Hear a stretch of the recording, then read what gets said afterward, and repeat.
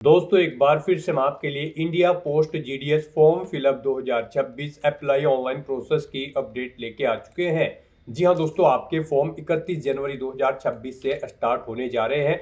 उसका form apply करने का पूरा प्रोसीजर हम आपको पहले ही यहाँ पर स्टेप बाय स्टेप दिखा रहे हैं। तो आप 31 जनवरी से अपना फॉर्म अप्लाई कर सकते हो और उसका पूरा प्रोसेस आप आज ही से चेकआउट कर सकते हो कि किस तरीके से आपके फॉर्म अप्लाई किए जाएंगे। ग्रामीण डाक सेवक जीडीएस के लिए 28,740 वैकेंसीज निकली है। इंडिया पोस्ट डिपार्टमेंट के अंतर्गत फॉर्म अप्लाई करते समय आपको कोई भी ऐसी गलती या फिर मिस्टेक नहीं करनी होगी जिसको करने से आपका एप्लीकेशन फॉर्म रिजेक्ट हो सकता है।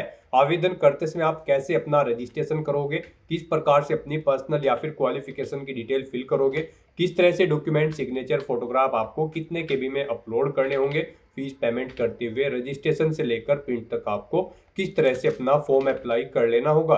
फॉर्म अप्लाई आप 31 जनवरी से कर सकते हो और लास्ट डेट 14 फरवरी 2026 है।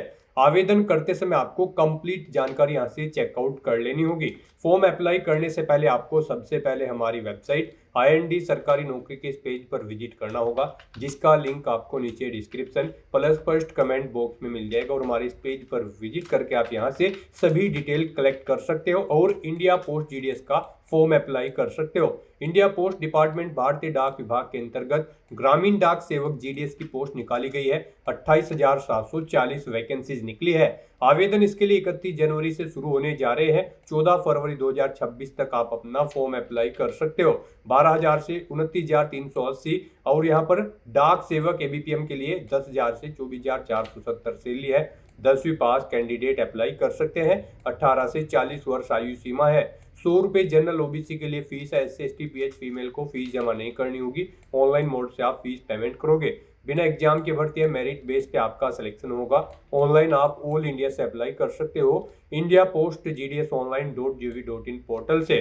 इंपोर्टेंट लिंक सेक्शन में आने के बाद आप यहां से ऑफिशियल नोटिफिकेशन PDF लिंक पर क्लिक करके इसकी PDF डाउनलोड कर सकते हो, जिसमें आपको कंप्लीट डिटेल देखने को मिल जाएगी। सर्कल वाइज पोस्ट नोटिस भी आप चेकआउट कर सकते हो। और अप्लाई ऑनलाइन करने के लिए आपको अप्लाई ऑनलाइन के इस लिंक पर क्लिक करना होगा, तो आपके सामने ऑनलाइन आवेदन करने का ये ऑफिशियल पोर्टल ओपन हो जाएगा। गाइस, यहाँ पर अगर आपने पहले से रजिस्ट्रेशन रखा है तो आपको अप्लाई ऑनलाइन के स्टेप पर अपना कर्सर लाना है।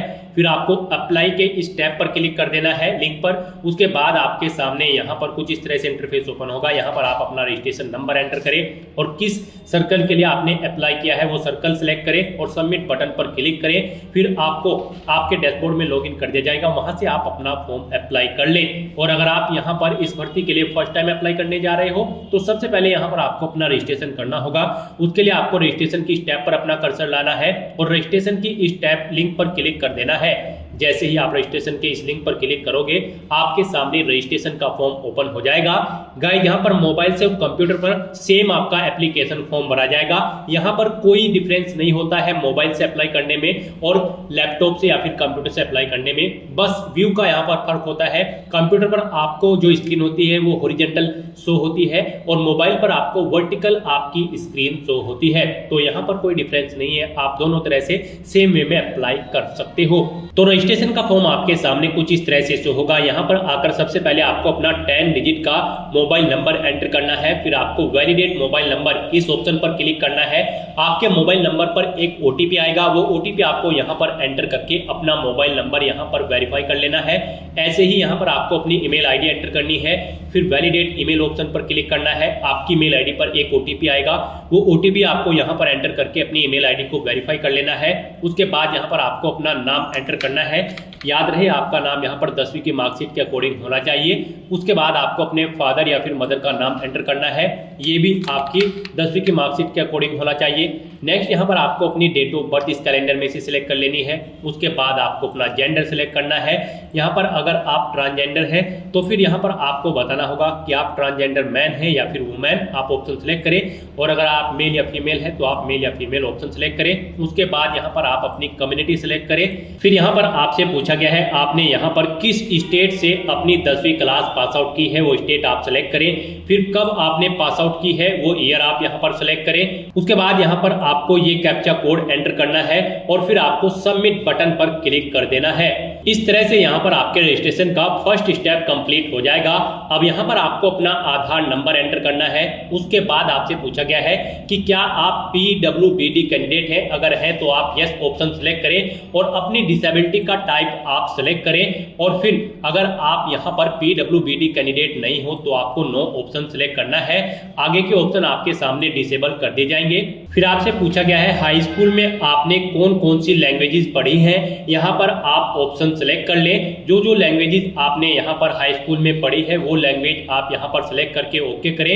उसके बाद यहाँ पर आपसे पूछा गया है कि क्या आप करंट में एम्प्लॉय हैं, अगर है तो यस ऑप्शन सेलेक्ट करें और फिर बताएं क्या आपके पास NOC अवेलेबल है, अगर है तो यस करें, नहीं तो नो ऑप्शन सेलेक्ट करें, फिर आप एलिजिबल नहीं होंगे अप्लाई करने के लिए। और अगर आप एम्प्लॉय नहीं है तो यहाँ पर आपको नो ऑप्शन सेलेक्ट करना है। आगे का ऑप्शन ऑटोमेटिकली आपके सामने डिसेबल्ड कर दिया जाएगा। उसके बाद यहाँ पर आपको अपना फोटो और सिग्नेचर अपलोड करने हैं। यहाँ पर आपका फोटो JPG फॉर्मेट में होना चाहिए। साइज आपके फोटो का 50 KB से कम होना चाहिए। डायमेंशन उसकी 200 × 230 पिक्सल में होनी चाहिए। इस तरह से यहाँ पर आपको चूज फाइल बटन पर क्लिक करना है, फाइल को सेलेक्ट कर लेना है और अपना फोटो यहाँ पर अपलोड कर देना है। फिर यहाँ पर आपको अपने सिग्नेचर अपलोड करने हैं। सिग्नेचर भी आपके JPG फॉर्मेट में होने चाहिए, 20 KB से कम होने चाहिए, 200 DPI उनका होना चाहिए और डायमेंशन उनकी 140 × 60 पिक्सल होनी चाहिए। यहाँ पर भी आपको चूज फाइल बटन पर क्लिक करना है, फाइल को सेलेक्ट करना है और अपने सिग्नेचर को अपलोड कर देना है। अगर आपका फोटो या सिग्नेचर यहाँ पर छोटे या बड़े हैं तो आप इन्हें रिसाइज कर सकते हैं। गूगल में जाकर आप कोई भी इमेज रिसाइजर की वेबसाइट ओपन करके उसमें आप अपना फोटो और सिग्नेचर इनके अकॉर्डिंग यहाँ पर सेट कर सकते हो। तो इस तरह से अपनी ये डिटेल फिल करने के बाद अब आपको सबमिट ऑप्शन पर क्लिक कर देना है। फिर यहाँ पर आपने रजिस्ट्रेशन के फॉर्म में जो भी डिटेल्स प्रोवाइड कराई है उनका प्रीव्यू आपको शो कर दिया जाएगा। आपको सभी डिटेल्स केयरफुली चेकआउट करनी है। सभी डिटेल्स ओके है तो आप इस चेकबॉक्स को ओके करें और सबमिट बटन पर क्लिक कर दें। इस तरह से यहाँ पर आपका रजिस्ट्रेशन सक्सेसफुली कंप्लीट हो जाएगा। आपको एक रजिस्ट्रेशन नंबर प्रोवाइड करा दिया गया है। ये रजिस्ट्रेशन नंबर आपकी रजिस्टर्ड ईमेल आईडी और मोबाइल नंबर पर भी सबमिट कर दिया जाएगा। इसे आपको केयरफुली नोट डाउन करके रख लेना है फ्यूचर यूज के लिए। और यहाँ पर अब आपको कंटिन्यू टू अप्लाई इस ऑप्शन पर क्लिक कर देना है। नेक्स्ट आपके सामने कुछ इस तरह से इंटरफेस ओपन होगा। यहाँ पर अब आपको सर्कल सेलेक्ट करना है, जिस सर्कल के लिए आप यहाँ पर GDS की पोस्ट के लिए अप्लाई करना चाहते हैं। गाइस आपको हमारी वेबसाइट के इसी पेज पर इस circle wise post notice PDF का लिंक दिया गया है। जैसे ही आप इस लिंक पर क्लिक करेंगे आपके सामने यहाँ पर वैकेंसी की ये PDF ओपन हो जाएगी। यहाँ से आप चेकआउट कर सकते हो कौन से सर्कल में कौन सी लैंग्वेज यहाँ पर रिक्वायर्ड है और कौन सी कैटेगरी के लिए कितनी नंबर ऑफ वैकेंसीज है। साथ ही देख सकते हो कितनी टोटल नंबर ऑफ वैकेंसीज है। आप यहाँ से वैकेंसीज की डिटेल चेकआउट करें। उसके बाद यहाँ पर आप अपना सर्कल सेलेक्ट करें जिस सर्कल के लिए आप अप्लाई करना चाहते हैं और फिर आप सबमिट बटन पर क्लिक कर दें। उसके बाद यहाँ पर आपके रजिस्टर्ड मोबाइल नंबर पर एक OTP जाएगा। वो OTP यहाँ पर आपको एंटर करना है। फिर आपको ये कैप्चा कोड यहाँ पर एंटर करना है और उसके बाद नेक्स्ट ऑप्शन पर क्लिक कर देना है। नेक्स्ट आपके सामने कुछ इस तरह से इंटरफेस ओपन होगा। अब यहाँ पर आपको अपनी एड्रेस की डिटेल देनी है। आप अपना कम्युनिकेशन एड्रेस एंटर करें। उसके बाद आप अपना परमानेंट एड्रेस यहाँ पर एंटर करें और अगर आपका परमानेंट एड्रेस आपके कम्युनिकेशन एड्रेस के अकॉर्डिंग सेम है तो आप सेम एज कम्युनिकेशन एड्रेस इस चेकबॉक्स को ओके कर दें। ऑटोमेटिकली आपका परमानेंट एड्रेस आपके कम्युनिकेशन एड्रेस के अकॉर्डिंग फिल हो जाएगा। फिर यहाँ पर आपको अपनी क्वालिफिकेशन की डिटेल प्रोवाइड करानी है। यहाँ पर आपका पासिंग ईयर जो 10वीं का है वो ऑटोमेटिकली आपको फिल मिल जाएगा जो आपने पीछे प्रोवाइड कराया था। और यहाँ पर अब आपको अपना बोर्ड सेलेक्ट करना है, किस बोर्ड से आपने अपनी 10वीं क्लास पास आउट की है। गाइस यहाँ पर भारतीय डाक विभाग ग्रामीण डाक सेवक की पोस्ट पर अप्लाई करने के लिए आपका 10वीं क्लास पास आउट होना जरूरी है। तो यहाँ पर आपको सबसे पहले अपना बोर्ड सेलेक्ट कर लेना है, किस बोर्ड से आपने अपनी 10वीं क्लास पास आउट की है। जैसे कि अगर आपने central board of secondary education से अपनी 10वीं क्लास पास आउट की है तो फिर यहाँ पर आप अपना रिजल्ट का टाइप सेलेक्ट करें। आपका रिजल्ट मार्क्स में है, ग्रेड्स में है या फिर पॉइंट्स में है।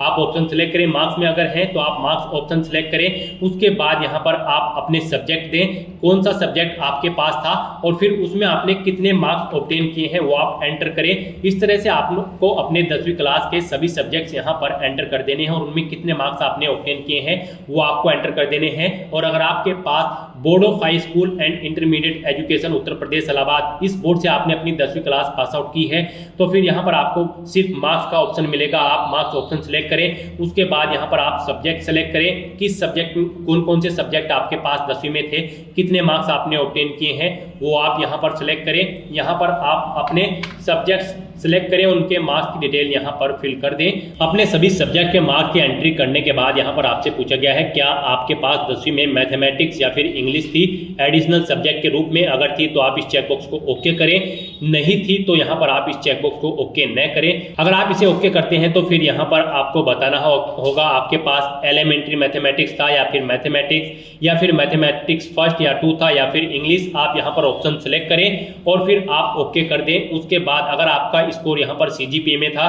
तो यहाँ पर आप अपना सीजीपीए एंटर कर सकते हैं। तो इस तरह से अपनी सभी डिटेल्स फिल करने के बाद अब आपको सेव एंड कंटिन्यू ऑप्शन पर क्लिक कर देना है। नेक्स्ट आपके सामने कुछ इस तरह से इंटरफेस ओपन होगा। अब यहाँ पर आपको अपने सर्कल की डिवीजन सेलेक्ट करनी है। आप जिस सर्कल के लिए अप्लाई कर रहे हैं उसके अंतर्गत आप किस डिवीजन के लिए अप्लाई करना चाहते हैं, यहाँ पर आप अपनी डिवीजन सेलेक्ट कर लें जिस डिवीजन के लिए आप अप्लाई करना चाहते हैं। उसके बाद आपके सामने कुछ इस तरह से इंटरफेस तो होगा। यहाँ पर अब आपको उस डिवीजन में जितने भी पोस्ट ऑफिस होंगे उनकी लिस्ट आपको शो कर दी जाएगी। आप यहाँ पर किस पोस्ट ऑफिस को फर्स्ट नंबर पर प्रेफरेंस देना चाहते हैं वो यहाँ पर आपको एंटर करना है। यहाँ पर जैसे कि अगर आप सहारनपुर डिवीजन अगर आप सेलेक्ट करते हो और सहारनपुर डिवीजन में अगियाना बीओ अगर ये पोस्ट ऑफिस है और इसे आप दूसरे नंबर पर प्रेफरेंस देना चाहते हैं तो यहाँ पर आप 2 एंटर करें इसके सामने। और यहाँ पर जैसे कि सहारनपुर डिवीजन में अहमदपुर है, अगर इस डिवीजन को आप फर्स्ट नंबर पर प्रेफरेंस देना चाहते हैं तो इसके सामने आप 1 एंटर कर दे। इस तरह से यहाँ पर आपको अपनी चॉइस के अकॉर्डिंग अपनी डिवीजन की प्रेफरेंस सेट कर देनी है। आप जिस डिवीजन को प्रेफरेंस देना चाहते हैं उसके सामने अपनी चॉइस के अकॉर्डिंग आप नंबर्स यहाँ पर एंटर कर दे। जिसे 1 पर रखना चाहते हैं उसके सामने 1, जिसे 2 नंबर पर आप रखना चाहते हैं सेकंड ऑप्शन में उसके सामने आपको 2 एंटर कर देना है। इस तरह से आपको यहाँ पर अपनी प्रेफरेंस सेट कर देनी है। यहाँ पर गाइड आपको उस डिवीजन के अंतर्गत जितने भी पोस्ट ऑफिस होंगे उनकी लिस्ट आपको यहाँ पर शो कर दी जाएगी। आपको उन सभी में अपनी प्रेफरेंस सेट कर देनी है। यहाँ पर आप क्लिक हियर के इस लिंक पर क्लिक करके ये भी चेकआउट कर सकते हो कौन से डिवीजन में कितनी नंबर ऑफ वैकेंसीज है। उसके बाद यहाँ पर आपको इस पेज को नीचे स्क्रॉल डाउन करना है, फिर डिक्लेरेशन सेक्शन में आना है, इन इंस्ट्रक्शंस को रीड कर लेना है, इस चेकबॉक्स को ओके करना है और फिर आपको सेव एंड प्रोसीड ऑप्शन पर क्लिक कर देना है। नेक्स्ट आपके सामने यहाँ पर मैसेज शो हो जाएगा आपका एप्लीकेशन फॉर्म सक्सेसफुली सबमिट हो चुका है। गाइस यहाँ पर अगर आप SC ST PH या फिर फीमेल कैंडिडेट हैं तो आपको फीस जमा नहीं करानी है और अगर आप जनरल या फिर OBC कैटेगरी कैंडिडेट हैं तो यहाँ पर आपको 100 रुपए फीस के रूप में जमा कराने होंगे। उसके बाद आपका एप्लीकेशन फॉर्म यहाँ पर सबमिट होगा। फीस का पेमेंट आप डेबिट कार्ड, क्रेडिट कार्ड या फिर नेट बैंकिंग के थ्रू या फिर UPI के थ्रू कर सकते हो। तो यहाँ पर फॉर्म सबमिट होने के बाद आपको इसे नीचे स्क्रॉल डाउन करना है, प्रिंट के इस बटन पर क्लिक करके अपने एप्लीकेशन फॉर्म का एक हार्ड कॉपी प्रिंट आउट ले लेना है फ्यूचर यूज के लिए, फ्यूचर रेफरेंस के लिए। तो दोस्तों इस तरह से आप अपना इंडिया पोस्ट GDS का फॉर्म अप्लाई कर सकते हो। आज की इस वीडियो में बस इतना ही। आई होप ये वीडियो आपको पसंद आई होगी। अगर पसंद आई हो तो इसे लाइक और शेयर करें, चैनल पर नए हो तो इसे सब्सक्राइब कर लें। Thanks for watching.